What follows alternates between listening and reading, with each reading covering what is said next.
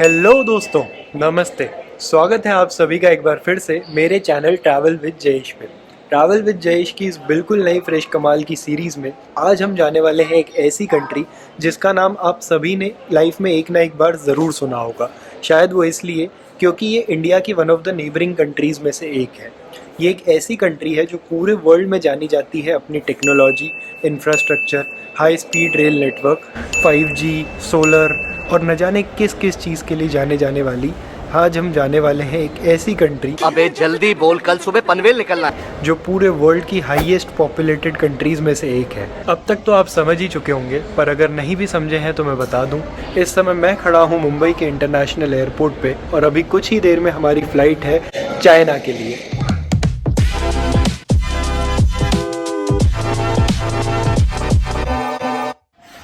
तो जी, चाइना वैसे तो काफ़ी सारी चीज़ों के लिए फ़ेमस है पूरे वर्ल्ड में। अगर बात करें टेक्नोलॉजी की, इंफ्रास्ट्रक्चर की, हाई स्पीड रेल नेटवर्क की, 5G नेटवर्क की, तो इन सभी चीज़ों का जब भी नाम आता है तो China one of the leading Nations है। पॉपुलेशन के मामले में भी अगर मैं बात करूं तो अभी कुछ साल पहले तक चाइना वर्ल्ड की सबसे ज़्यादा पॉपुलेटेड कंट्री थी, बट अभी फ़िलहाल कुछ ही साल पहले इंडिया ने चाइना को सरपास कर लिया है और अब इंडिया बन चुकी है वर्ल्ड की सबसे ज़्यादा पॉपुलेशन वाली कंट्री और चाइना शायद सेकेंड नंबर पर आ चुकी है। बात करें चाइना जाने के ख्याल की, तो वैसे तो चाइना साल में इंडिया से काफ़ी लोग जाते रहते हैं, but most of them business purpose से जाते हैं क्योंकि चाइना में मैन्युफैक्चरिंग इंडस्ट्री बहुत ज़्यादा लार्ज स्केल पर चलती है और वहाँ से काफ़ी सारे अलग अलग प्रोडक्ट्स सिर्फ इंडिया ही नहीं पूरे वर्ल्ड में एक्सपोर्ट किए जाते हैं। तो बहुत से लोग तो बिज़नेस पर्पज़ के लिए चाइना कई बार जाते रहते हैं, बट आज मैं जिस पर्पज़ से चाइना जा रहा हूँ वो है टूरिज़्म। इस समय इमिग्रेशन मैंने क्लियर कर लिया है। इमिग्रेशन में बात करूँ तो कुछ ज़्यादा मुझसे पूछा नहीं गया, बस पर्पज़ ऑफ विज़िट पूछा गया जो कि ऑफकोर्स टूरिज़्म है,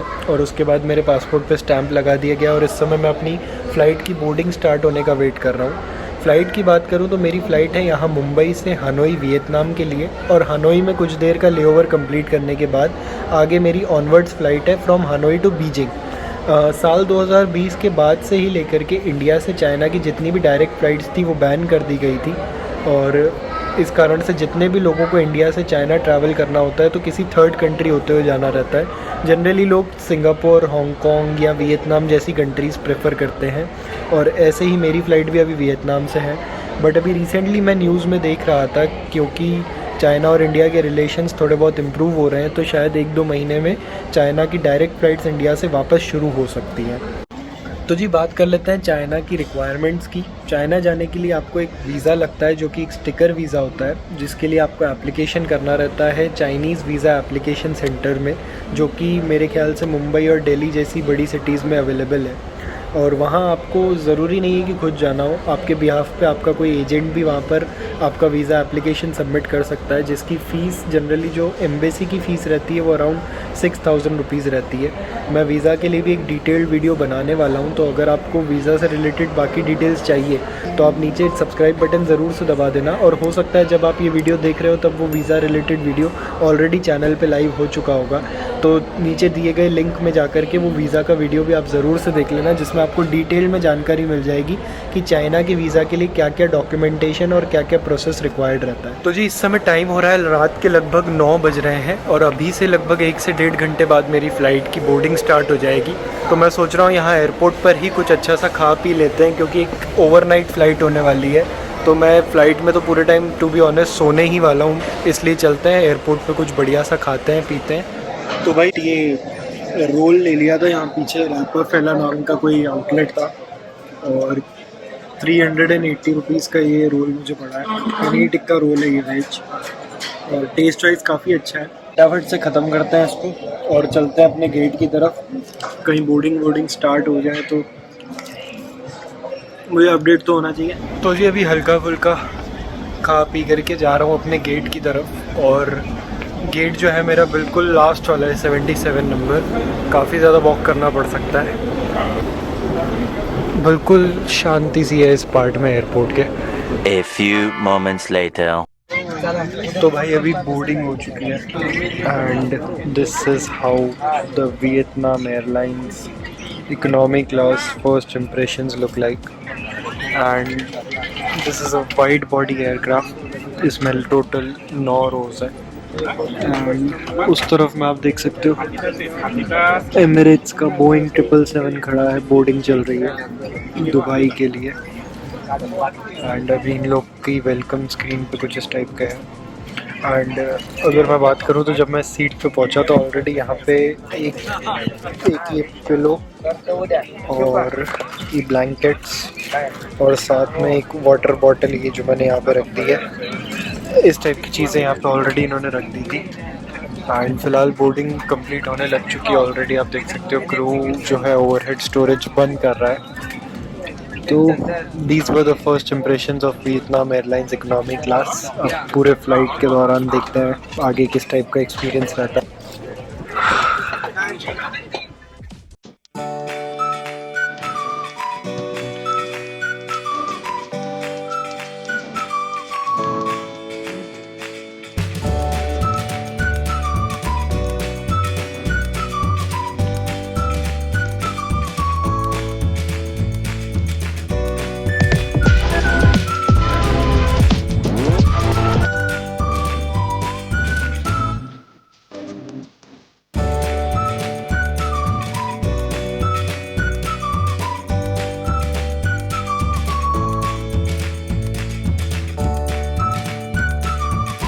तो जी फाइनली पहुंच चुके हैं हनोई के नोई बाई इंटरनेशनल एयरपोर्ट पे।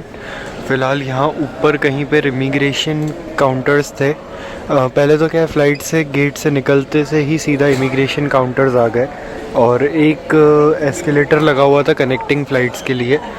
तो इमिग्रेशन काउंटर पर से इमिग्रेशन क्लियर करके और फिर यहाँ से मैं नीचे उतरा और इस समय यहाँ पर बहुत छोटा सा ही कुछ खास यहाँ पर एयरपोर्ट पर मुझे दिख नहीं रहा है, एटलीस्ट इस अराइवल सेक्शन में।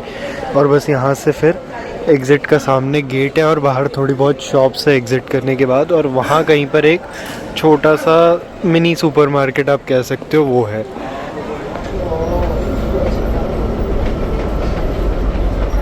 Few moments later. तो जी इस समय शावर वगैरह ले लिया है और हॉस्टल से निकल चुका हूँ। हनोई में कुछ 1-2 मेन अट्रैक्शंस कवर करने की कोशिश करूँगा। बहुत अच्छी बात ये हो गई कि एयरपोर्ट पे जब मैं पहुँचा ना तो वहाँ पे एक तो बहुत अलग चीज़ मुझे जो नोटिस करी वो अनलाइक मोस्ट फॉरेन कंट्रीज़ यहाँ पर आपको काफ़ी ज़्यादा इंडियंस दिखेंगे। मतलब अगर मैं कहूँ कि हर दूसरे या तीसरे बंदे में से एक इंडियन था तो मैं गलत नहीं कह रहा हूँ, क्योंकि हर दूसरी फ़्लाइट ही इंडिया से आ रखी थी सुबह सुबह। कोई फ़्लाइट बेंगलोर से थी, कोई बॉम्बे, कोई दिल्ली से। तो जब मैं बाहर निकला ना तो इन्फॉर्मेशन डेस्क पे मैंने पता किया तो 86 नंबर की जो बस है वो आपको हनोई के एयरपोर्ट से यहाँ सिटी सेंटर तक ले आती है और उसके जो चार्जेस हैं वो 45,000 वियतनामीज़ डोंग, जो कि अपनी अगर इंडियन करेंसी में बात करूँ तो अराउंड 150 रुपीज़ के आसपास होते हैं, कंपेयर टू टैक्सी जो कि आपसे लगभग 850 रुपये चार्ज करती है एयरपोर्ट से सिटी सेंटर आने का। तो जब मैं उस बस में बैठा, उसको बोर्ड किया, तो मेरे साथ में ही कोई 2 इंडियन ट्रैवलर्स थे जिन्होंने ऑलरेडी अपना ये ओल्ड क्वार्टर एरिया में हॉस्टल बुक करवा रखा था और उनको कॉन्फिडेंस था कि उनके हॉस्टल वाला जो है उनको चेक इन अर्ली दे देगा। मतलब वैसे तो जनरली आजकल चेक इन टाइमिंग्स 2 PM के ही होते हैं, बट उन्हें कॉन्फिडेंस था कि वो अगर जाके रिक्वेस्ट करेंगे तो उनको चेक इन मिल जाएगा। तो मैंने कहा कि चलो मैं भी आपके साथ आपके हॉस्टल चलता हूँ।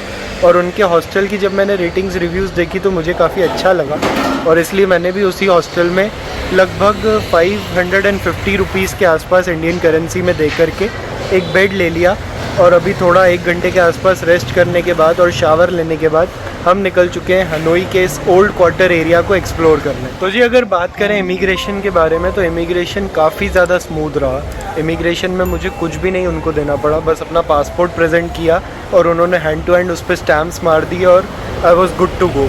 तो इमिग्रेशन की बात करें तो वियतनाम में इमिग्रेशन एक्सपीरियंस काफ़ी ज़्यादा स्मूथ और अच्छा रहा। और ये मैं आज चला हूँ यहाँ जो कि है लैम कॉफ़ी एंड टी में। यहाँ पे एक बढ़िया सी कॉफ़ी के साथ अपना दिन हम शुरू करते हैं।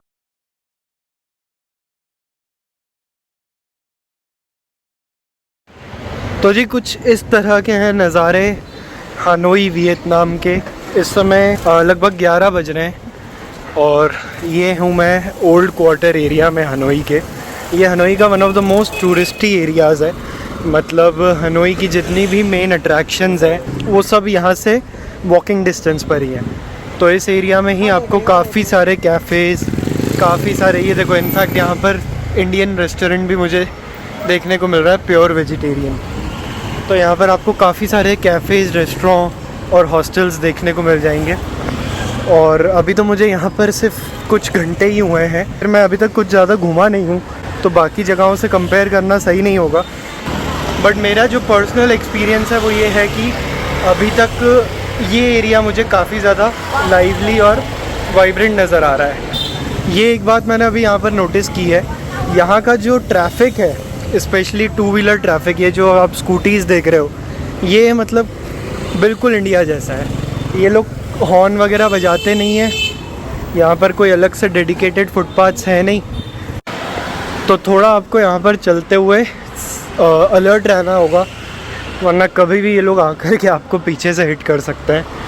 अभी फ़िलहाल मेरा प्लान ऐसा था कि हॉस्टल में मैं थोड़ा रेस्ट करूं और उसके बाद मैं एक्सप्लोर करने निकलूं, बट जो एक अंदर का ट्रैवलर होता है वो आपको रेस्ट नहीं करने देता है जब तक आप थोड़ा बहुत सिटी को एक्सप्लोर ना कर लो। तो इसलिए फिर बिना रुके ही मैंने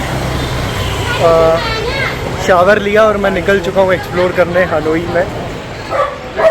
तो जी ये हम आ चुके हैं, आप देख सकते हो ये रेलवे ट्रैक है और इसी को कहा जाता है ट्रेन स्ट्रीट।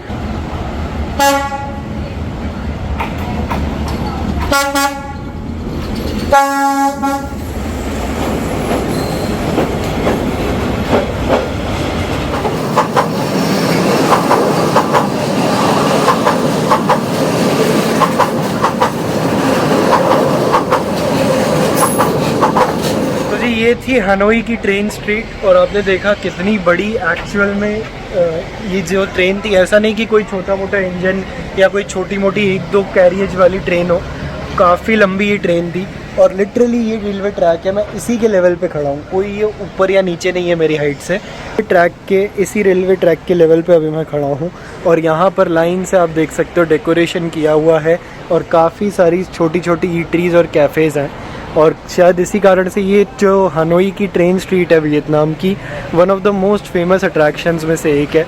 और आई वॉज़ लकी इनफ कि हम लोग यहाँ से ही क्रॉस कर रहे थे, अभी 2 मिनट पहले मैं उस रोड पे वॉक कर रहा था and suddenly someone from one of these restaurants came to us and उसने आकर के बोला कि सिर्फ 5 मिनट में ट्रेन आने वाली है। और लकीली हम लोग समय पर इधर आ गए और पूरा ये ट्रेन का एक्सपीरियंस हमने खुद एक्सपीरियंस किया, ट्रेन का यहाँ से हनोई के ट्रेन स्ट्रीट से गुजरना। तो जी इसी ट्रेन स्ट्रीट के साथ चलते चलते अब हम इस ऐसे सेक्शन पे आ पहुँचे हैं जहाँ पर पूरा लिटरली ये एक्चुअल में काफ़ी अमेजिंग सी वाइब दे रहा है। क्यों? क्योंकि उस हिस्से में तो एक तरफ रोड था, पर यहाँ पर आप देख सकते हो क्लियरली दोनों तरफ ईटरीज़ हैं। मेरे लेफ़्ट साइड में और मेरे राइट साइड में दोनों तरफ छोटे छोटे कैफ़ेज़, बार, रेस्टोरेंट्स हैं। और मतलब ये जो जगह है ये ऊपर से भी काफ़ी ज़्यादा पैक है और दोनों जो रेस्टोरेंट्स हैं इनके बीच में सिर्फ और सिर्फ एक चीज़ है, वही है रेलवे ट्रैक। जब ट्रेन आती है वो ऑलरेडी इस ट्रैक से भी थोड़ा बाहर ही निकल करके चलती है, तो आप सोचो सिर्फ कितनी सी जगह रह जाती होगी जब इस पतली सी लेन में, जहाँ पर दोनों तरफ टेबल्स चेयर्स लगी हुई है, उसमें से एक ट्रेन गुजरती होगी। और ये है मेरे साथ पीयूष भाई और सत्यवीर भाई, दोनों जयपुर से हैं और दोनों यहाँ पर वियतनाम एक्सप्लोर करने आए हुए हैं। और यही वो दोनों हैं जिन्होंने मुझे बताया था कि इनकी booking already mad monkey hostel में है और इन्हें काफ़ी हद तक कॉन्फिडेंस था कि इनको अर्ली चेक इन मिल ही जाएगा। वरना मैंने जितने भी लोगों से एयरपोर्ट पे पूछा तो वो सब कह रहे थे कि 2 बजे के पहले चेक इन मिलना लगभग इम्पॉसिबल है। तो जी वियतनाम में चलते चलते इस समय मैं आ पहुँचा हूँ एक किसी इलेक्ट्रॉनिक स्टोर के बाहर। तो चलते हैं, पता करते हैं क्या कुछ इलेक्ट्रॉनिक्स के प्राइजेज़ हैं यहाँ वियतनाम में और किस टाइप के इलेक्ट्रॉनिक मॉडल्स यहाँ पर चलते हैं। तो एंटर करते से यहाँ पे काफ़ी सारे रेफ्रिजरेटर्स, मिक्सर ग्राइंडर्स और ये है एक 98 इंचेस का टेलीविज़न। कॉपीराइट ना आ जाए भाई। एंटर हो चुके हैं अंदर। थोड़ा एक ये भी हो गया कि काफ़ी देर से ह्यूमिडिटी में वॉक कर रहे थे तो थोड़ा सा रिलैक्सिंग फील हो रहा है। यहाँ पर सैमसंग की टेलीविज़न्स हैं, ये तो मेरे हिसाब से काफ़ी एक्सपेंसिव होगा, नियो क्यूलेड। और ये इतना बड़ा फिगर है, मतलब ऑलरेडी यहाँ पर एक कॉफ़ी ही 50,000 कुछ की आती है। तो अगर मैं अंदाज़ा लगाऊँ तो ये जो अमाउंट है 40,000 16 करोड़ 28 लाख 40 हज़ार डोंग, वियतनामीज डोंग। तो ये 16 करोड़ की टीवी है भाई। मतलब लगभग अगर इंडियन करेंसी में भी बात करें तो ये लाखों में तो है ही, आई गेस। एग्जैक्ट कन्वर्जन अभी मैं कर नहीं रहा हूँ। भाई साहब यहाँ पे काफ़ी ज़्यादा वैरायटी है यार टेलीविज़न्स की, और काफ़ी बड़े बड़े टेलीविज़न है। ये देखो आप, मतलब जितने भी टेलीविज़न यहाँ पे डिस्प्ले में मुझे दिख रहे हैं सब ऑन एन एवरेज मेरे ख्याल से 65 इंचेस से तो ऊपर ही है। काफ़ी बड़ा मतलब ये स्टोर है मेरे हिसाब से। सामने देखो और भी टेलीविज़न्स लगे हुए हैं। तो ये था यहाँ हनोई का एक इलेक्ट्रॉनिक्स मार्केट। मेरे ख्याल से ये मेनली टेलीविज़न का मार्केट है, क्योंकि टेलीविज़न्स की इतनी ज़्यादा वैरायटी मैंने शायद ही आज से पहले कहीं पे देखी हो। मुझे लगभग ट्रेन स्ट्रीट से 1 किलोमीटर पैदल चलने के बाद अब आप मेरे पीछे देख सकते हो हम पहुंच चुके हैं हनोई के फेमस लेक के किनारे। और लेक के आसपास भी यहाँ पर आप देख सकते हो काफ़ी सारी छोटी मोटी ईटरीज़ है, बैठने की फैसिलिटी भी है यहाँ पर। चलते हैं थोड़ा लेक के पास। अगर इस लेक को देखने के बाद मेरे जो माइंड में फ़र्स्ट इम्प्रेशन है वो बताऊँ तो मेरे मन में जो था इस लेक का साइज़ वो इससे बहुत बड़ा मैंने इमेजिन किया था, क्योंकि कंटिन्यूसली मैंने सुना था कि ये जो लेक है one of the main attractions है पूरे हनोई की। बट अगर मैं देखूं तो बहुत ज़्यादा नहीं, यहाँ से 100 मीटर के करीब में या 100-200 मीटर के करीब में ये लेक ख़त्म हो जाती है। शायद देख करके ऐसा लग रहा है, आई एम नॉट श्योर कि ये मैन मेड लेक हो। बाकी हाँ, लेक के चारों तरफ इस तरह का पेवमेंट बना हुआ है, तो अगर आप मॉर्निंग में या इवनिंग में यहाँ पर आ रहे हो तो वॉक कर सकते हो, जॉगिंग कर सकते हो, और नेचर के वाटर बॉडी के साइड में आराम से यहाँ नेचर के पास में बैठ कर के रिलैक्स कर सकते हो थोड़ी देर। बाकी नहीं तो इस टाइप की लेक हमारे यहाँ इंडिया में उदयपुर जैसी सिटीज़ में आपको इजीली देखने को मिल जाएगी। तो जी इसी लेक के किनारे किनारे चलते चलते इस स्क्वायर पे आप पहुँचे हैं, और ये स्क्वायर जो है काफ़ी वाइब्रेंट सा लग रहा है। कारण ये कि यहाँ पर मेरे पीछे आप देख सकते हो एक बहुत बड़ी क्लॉक टाइप बनी हुई है, और यहाँ पर इन बिल्डिंग्स पे स्क्रीन्स टाइप चल रही हैं, और काफ़ी सारी पॉपुलेशन, काफ़ी सारी जनता, काफ़ी सारे टूरिस्ट आई कैन से यहाँ पर लेक के किनारे रिलैक्स कर रहे हैं, चिल कर रहे हैं। like $10, $15.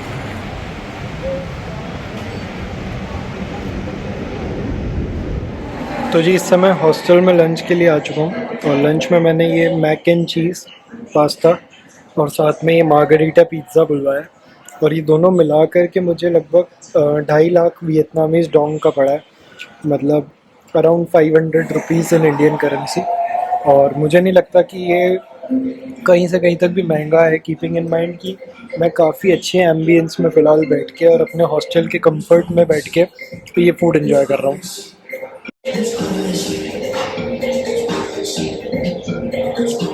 और टेस्ट के मामले में भी काफ़ी अच्छा है।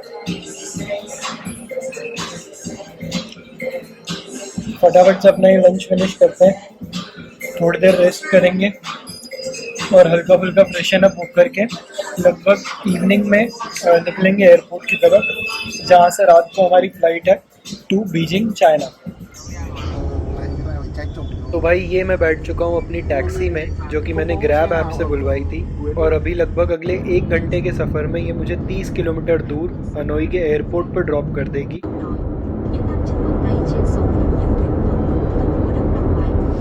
हाँ जी, तो दोस्तों फाइनली इस समय मैं वापस आ चुका हूँ हनोई के नोई बाई इंटरनेशनल एयरपोर्ट पे। एयरपोर्ट पे मेरा वापस से इमिग्रेशन हो चुका है और सिक्योरिटी चेक वगैरह कंप्लीट करके मैं बोर्डिंग गेट की तरफ जा रहा हूँ। अपना जो गेट नंबर है वो है 25, और वहाँ सामने मुझे 22 दिख रहा है, यहाँ पे 23 है, तो वहाँ कहीं पे अपना गेट होगा। आगे निकल आया मैं बात करते करते। चलते हैं अपने गेट पे और इंतज़ार करते हैं फ़्लाइट की बोर्डिंग स्टार्ट होने का। थोड़ा बहुत मेरे पास यहाँ की करेंसी बच गई है, तो मैं देखता हूँ अगर उसे किसी यूज़फुल चीज़ में स्पेंड किया जा सके या फिर कन्वर्ट कराया जा सके। कन्वर्ट तो खैर क्या ही करवाऊँगा, क्योंकि 2 लाख से कम वियतनामीज डोंग मेरे पास बाकी रह गए। अगर मैं कन्वर्ट करवाता भी हूँ तो लगभग 25,000 के बदले में $1 मिलता है, और 2 लाख के बदले में पूरे $10 भी नहीं होंगे, तो मतलब नहीं है कुछ भी कन्वर्ट करवा के। तो उससे बेटर है कि यहाँ पे ही मैं कुछ खाने पीने के आइटम पे वो स्पेंड कर लूँ, या फिर एज अ सोवेनियर वो करेंसी के नोट्स को ही अपने साथ अपने घर ले जाऊँ। देखते हैं। A few moments later. तो जी लगभग इस एयरपोर्ट पे बैठे बैठे अभी 2-3 घंटे हो चुके हैं और बता नहीं सकता, मतलब काफ़ी ख़राब एक्सपीरियंस रहा है मेरा इस एयरपोर्ट का। मतलब वियतनाम जैसी कंट्री जो आजकल ट्रैवलर्स के बीच में इतनी ज़्यादा पॉपुलर है, उसका कैपिटल सिटी हनोई, तो हनोई का एयरपोर्ट अगर इतना ज़्यादा मिसमैनेजमेंट है यहाँ पे, एक तो फैसिलिटीज़ इतनी कम है।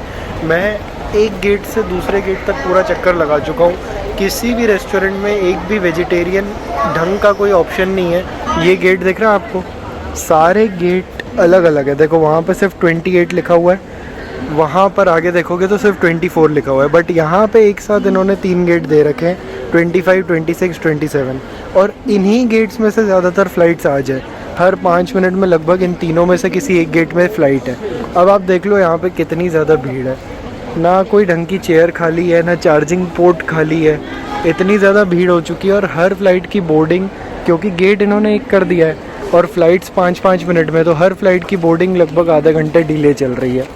मेरी फ़्लाइट का बोर्डिंग स्टार्ट होने का टाइम था 11:25, अभी इस समय मैं आपको दिखाऊं, ये देख लो आप, लगभग 11:40 होने आ गए हैं और अभी तक तो मेरे से 15 मिनट पहले जिस फ़्लाइट का डिपार्चर है नागोया की, उसी फ़्लाइट की बोर्डिंग अभी तक तो चल रही है। खैर फ़िलहाल मैंने अपने वियतनामीज़ डोंग का तो पूरा यूज़ कर लिया है, थोड़ा बहुत जूस वगैरह मैंने परचेज़ कर लिए थे पैकेज, उसमें पूरी मेरी वियतनामीज़ करेंसी लगभग ख़त्म हो गई है। अब मेरे पास लगभग 1000-2000 डोंग के 1-2 नोट बचे हैं। अब सोचने वाली बात है, 1000 डोंग सुनने में बड़ा अमाउंट लग सकता है, बट अगर आपको कन्वर्ट करके बताऊं तो 1000 डोंग की वैल्यू होती है अपने इंडियन करेंसी में 3 या 4 रुपये के बराबर। तो बस अब उतना ही कुछ मेरे पास बाकी रह गया है, वो भले खर्च ना भी हो तो मुझे कोई दिक्कत नहीं है। अब लगता है फाइनली थोड़ी देर में बोर्डिंग हो जाएगी मेरी फ़्लाइट की भी।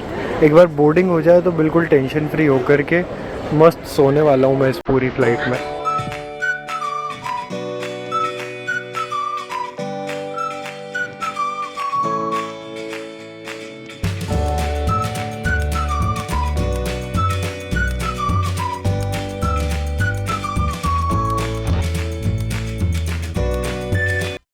और हनोई से फ़्लाइट लेने के 3 घंटे बाद आखिरकार हम लोग लैंड हो चुके हैं। मैं पहुंच चुका हूं बीजिंग के कैपिटल एयरपोर्ट पे और इस समय बस फ़्लाइट से एग्ज़िट किया ही है और जा रहा हूं सीधा इमिग्रेशन की तरफ। इमिग्रेशन क्लियर करके बैगेज पिकअप करता हूं और फिर आपको बताता हूं कि कैसा क्या एक्सपीरियंस था इमिग्रेशन का। फ़्लाइट क्या है ना, आधे से ज़्यादा खाली थी, तो लगभग 10-15 मिनट टेक ऑफ के बाद में सब लोगों ने क्या किया कि जैसे अगर मेरे पास में कोई एक बंदा बैठा था तो वो जाकर के पीछे अलग अलग सीट्स पे बैठ गए, जिससे मुझे भी पूरी 3 सीट्स मिल गई और उनको भी पूरी 3 सीट्स मिल गई। इस कारण से फ़्लाइट तो काफ़ी ज़्यादा कंफर्टेबल थी। ये आ चुका है जी हमारा बैग, पूरे लगभग 15-20 घंटे ये हमारे से अलग वियतनाम के हनोई एयरपोर्ट में न जाने कहाँ पर रखा हुआ होगा, पर एटलीस्ट फाइनली सेफली हमारे हाथों में आ गया है। हर बार ना ये टेंशन कि कहीं इस बार मेरा बैगेज रह ना जाए, क्योंकि जब किस्से सुनते हैं ना कि आप तो पहुंच गए बट आपका बैगेज ओरिजिन एयरपोर्ट पे ही रह गया, तो सुनकर के बड़ा अजीब सा लगता है। बट हर बार एयरपोर्ट पर अपना बैग तो एटलीस्ट आज तक कभी भी मिस नहीं हुआ है। तो जी इस समय इमिग्रेशन वगैरह क्लियर करके अपना बैगेज रिसीव करके मैं बाहर यहाँ अराइवल हॉल में आकर के बैठ गया हूँ। थोड़ी देर सोचते हैं समझते हैं, मैं चेकआउट करता हूँ कि यहाँ से मेरा जो होटल है वहाँ तक पहुँचने के लिए सबसे बेस्ट और कन्वीनियंट ऑप्शन कौन सा रहेगा। और अगर इमिग्रेशन की बात करें तो इमिग्रेशन प्रोसेस, अगर मैं अपने पर्सनल प्रोसेस की बात करूँ तो शायद सिर्फ 1 या 2 मिनट भी पूरे नहीं लगे होंगे। उन्होंने मुझसे मेरा पासपोर्ट, एक यहाँ पर आते से आपको एक अराइवल कार्ड फिलअप करना होता है जिसमें बहुत बेसिक सी डिटेल, आप कौन सी फ़्लाइट से आए हो, कहाँ रुकोगे और कब वापस जा रहे हो, इस टाइप की डिटेल्स फिलअप करनी होती है। तो वो अराइवल कार्ड और साथ में उन्होंने मुझसे मेरी होटल बुकिंग्स और रिटर्न ट्रिप की फ़्लाइट की टिकट्स, ये 4-5 चीज़ें उन्होंने मुझसे मांगी। और मशीन पे अपने फिंगरप्रिंट्स देने के बाद मेरा इमिग्रेशन कंप्लीट हो गया था और फिर बाहर आया तो बैग ऑलरेडी मेरा आ चुका था। बैग कलेक्ट करके कस्टम्स का छोटा सा वो बैगेज स्कैन करवा के और अब मैं बाहर यहाँ पर आकर के बैठ चुका हूँ। यहाँ इस हॉल में बात करें तो इस तरफ को बसेस वगैरह हैं सिटी में जाने के लिए, शायद मेरे ख्याल से I am not sure but train वगैरह भी होगी यहाँ से, MTR या समथिंग। और टैक्सी वाले तो आपको यहाँ पर बाहर ही देखने को मिल जाएंगे, ये यहाँ पे लिखा हुआ है टैक्सी। बट ये है कि मेरा पर्सनल प्रोसेस भले ही सिर्फ 1-2 मिनट में ख़त्म हो गया हो, बट ओवरऑल पूरा इमिग्रेशन में मुझे आधे घंटे से भी ज़्यादा का टाइम लग गया, क्योंकि काफ़ी लंबी लाइन लगी हुई थी, बहुत कम काउंटर्स खुले हुए थे। तो इस कारण से लंबी लाइन होने के कारण थोड़ा इमिग्रेशन में टाइम ज़्यादा लग गया। बाकी प्रोसेस काफ़ी कन्वीनियंट और स्मूथ था। अब जो है चलते हैं सिटी की तरफ, कुछ ब्रेकफास्ट वगैरह करते हैं और ट्राई करते हैं कि कल जैसे हनोई में हमें अर्ली चेक इन मिला था, वैसे ही आज भी अगर अर्ली चेक इन मिल जाए तो बहुत अच्छा रहेगा। बट इसकी कोई गारंटी तो है नहीं, बट एटलीस्ट ये है कि अगर एक बार होटल पहुंच गए तो अपना ये लगेज सेफली उनके यहाँ पे डिपॉजिट करके और बाहर आसपास कहीं पे भी ब्रेकफास्ट करने अपन चल सकेंगे। तो जी अभी एयरपोर्ट पे थोड़ी देर बैठ करके सब कुछ देख लिया और डिसाइड किया है कि यहाँ पे एक कैपिटल एयरपोर्ट एक्सप्रेस करके बेसिकली एक मेट्रो लाइन है, और उसी के थ्रू मैं अभी सिटी में अपने होटल पे जाने की कोशिश कर रहा हूँ। बट प्रॉब्लम ये है कि अभी जो मेरा पेमेंट है उसके लिए मेरे पास कैश नहीं है। इससे बेटर होगा कि मैं अपने कार्ड का यूज़ करके फ़िलहाल होटल पहुँच जाता हूँ और फिर सिटी में ही कहीं ना कहीं से बेटर रेट पे करेंसी हम लोग एक्सचेंज करवा लेते हैं।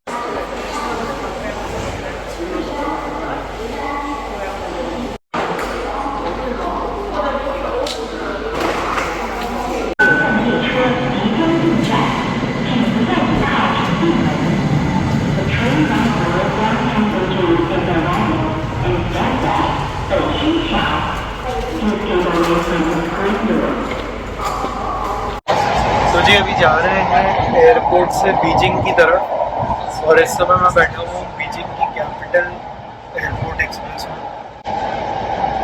और अपने आप में ये जो ट्रेन इन्होंने एयरपोर्ट से लेकर के सिटी तक जाने के लिए भी जो ट्रेन बना रखी है सुपर हाई स्पीड है।